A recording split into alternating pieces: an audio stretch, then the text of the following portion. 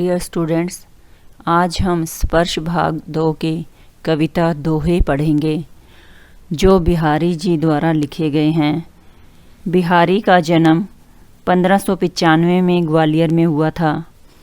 जब बिहारी जी 7-8 साल के थे तभी इनके पिता ओरछा चले आए, जहां बिहारी ने आचार्य केशवदास जी से काव्य शिक्षा प्राप्त की। वे यहाँ रहीम जी के संपर्क में भी आए। उन्होंने अपना कुछ समय जयपुर में बिताया। सन 1663 में उनकी मृत्यु हो गई। बिहारी जी की एकमात्र रचना बिहारी सतसई है, जिसमें 700 दोहे हैं। बिहारी जी को काव्य ज्ञान बहुत अच्छा था। उनकी कविता श्रृंगार रस की है। उनकी कविता में ब्रज भाषा का प्रयोग है। आज हम उन्हीं के लिखे हुए कुछ दोहे पढ़ेंगे। सोहत ओढ़े पीतुपट श्याम, सलोने गात, मनो नीलमणि सैल पर आतप पर्यो प्रभात। इस पहले दोहे में बिहारी जी ने श्री कृष्ण के रूप सौंदर्य का वर्णन किया है। वे कह रहे हैं कि पीतुपट, श्री कृष्ण जी पीतु यानी कि पीला, पटु कपड़ा, ओढ़े ओढ़कर, सलोने गात शरीर पर ओढ़कर बहुत ही सोहत का मतलब है अच्छे लग रहे हैं।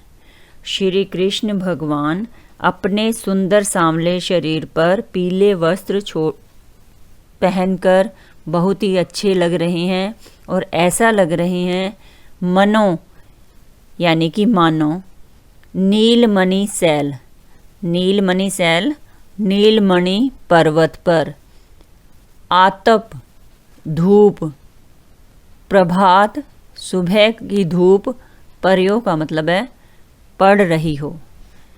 जिस प्रकार नीलमणि पर्वत पर सुबह की धूप पड़ने पर वह शोभा देता है, उसी प्रकार से श्री कृष्ण भगवान अपने सांवले शरीर पर पीले वस्त्र ओढ़े हुए बहुत ही अच्छे लग रहे हैं। इस दूसरे दोहे में उन्होंने भयंकर गर्मी का वर्णन किया है।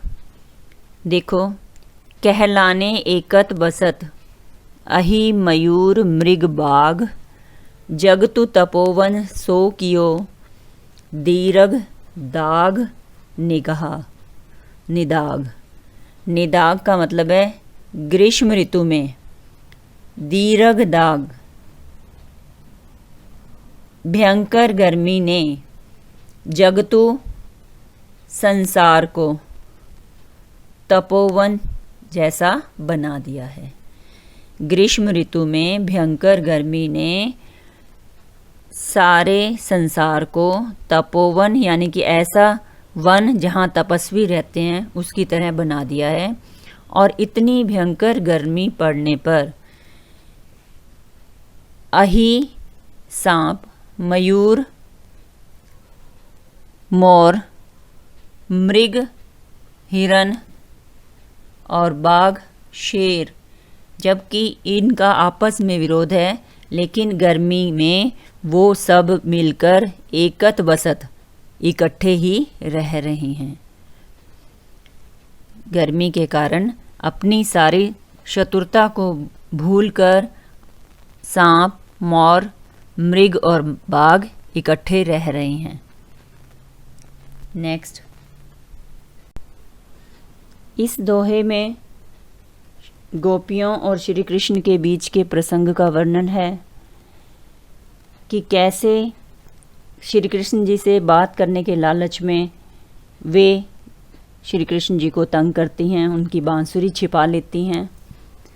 बतरस लालच लाल की, मुरली धरी लुकाए, सोह करे भौनु हंसे, दैन कहे नट जाए।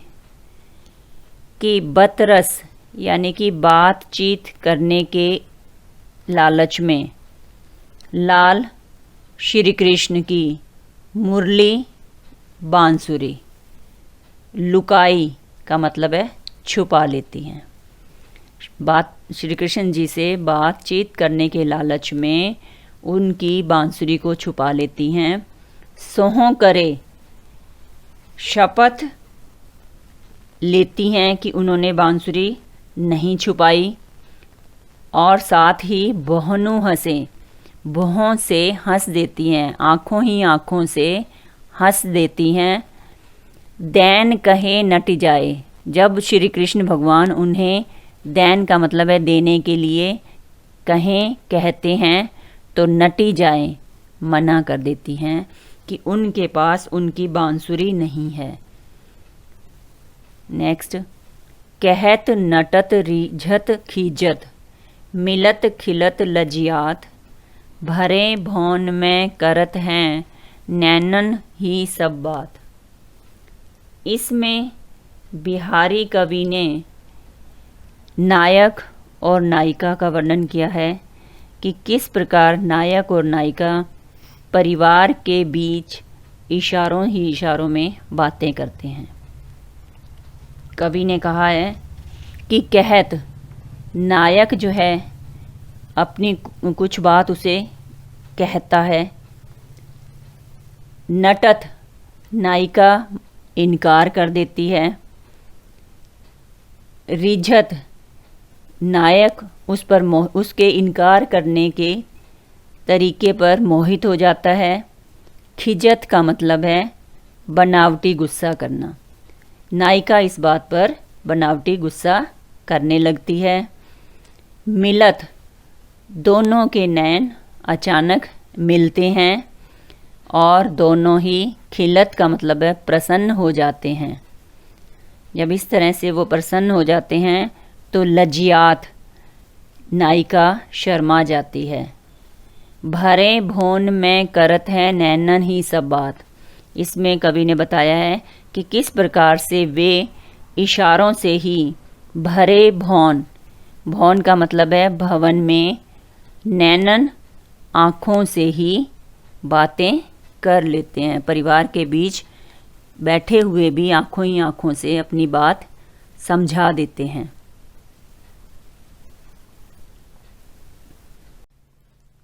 बैठी रही अति सघन बन, पैठी सदन तन महा, देखी दोपहरी जेठ की, छाँव चाहती छाँ। इस दोहे में भी जेठ यानी कि जून के महीने की भयंकर गर्मी का वर्णन है। इसमें कवि कहता है कि दोपहरी जेठ की, जेठ यानी कि जून के महीने की दोपहर है। ऐसा लगता है जैसे बैठी रही अति सघन वन। अति सघन, सघन का मतलब है घना और वन का मतलब है जंगल में। छाया भी जो है बहुत ही घने जंगल में जाकर बैठ गई है। जून की जो गर्मी है उस दोपहर को ऐसा लग रहा है जैसे छाया भी घने वन जंगल में जाकर बैठ गई है।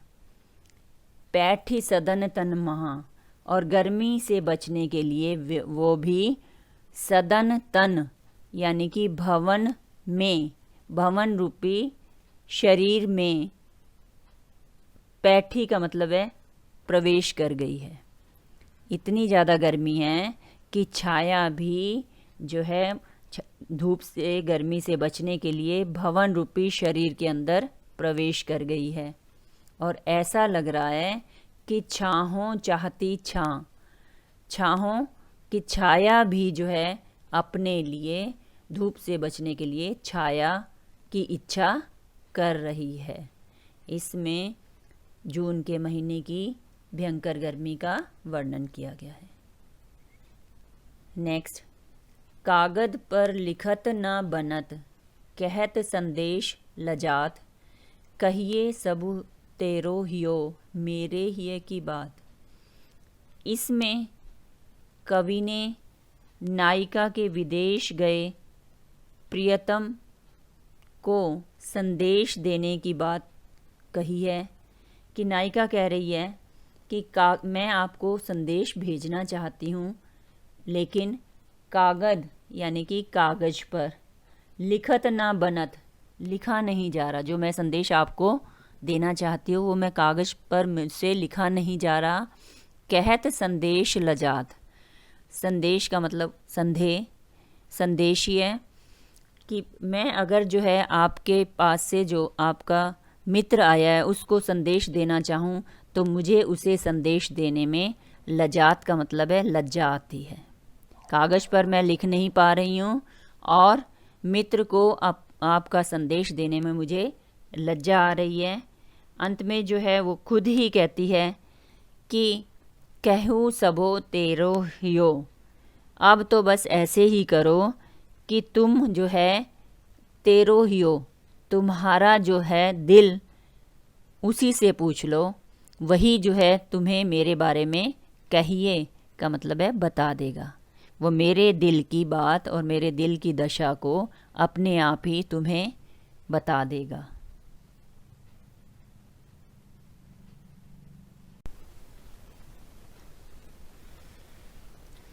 प्रगट भये द्विजराज कुल, सुबस बसे ब्रज आई, मेरे हरऊ कलेश सब, केशव केशव राय। इसमें कवि ने अपने पिता और श्री कृष्ण जी को एक समान बताते हुए कहा है कि हे श्री कृष्ण भगवान, केशव यानी कि हे श्री कृष्ण भगवान, आप द्विजराज कुल चंद्रकुल में उत्पन्न हुए हो और मेरे पिता जो है केशव राय बिहारी कवि के पिता का नाम है। मेरे पिता केशव राय द्विज राजकुल यानी कि ब्राह्मण कुल में जन्म लिया है। सुबस बसे ब्रजाई, आप भी सुबस अपनी इच्छा से ही ब्रज में आकर बस गए थे। हे कृष्ण भगवान, आप मेरे पिता के समान हैं। मेरे हरऊ कलेश सब, आप मेरे सारे कष्टों को दूर कर दो। जप माला छापे तिलक सरे ना एको काम, मन कांचे नाचे वृथा, सांचे रांचे राम। इसमें कवि ने झूठे बाहरी आडंबरों की अपेक्षा सच्चे मन से भगवान की भक्ति करने के लिए कहा है।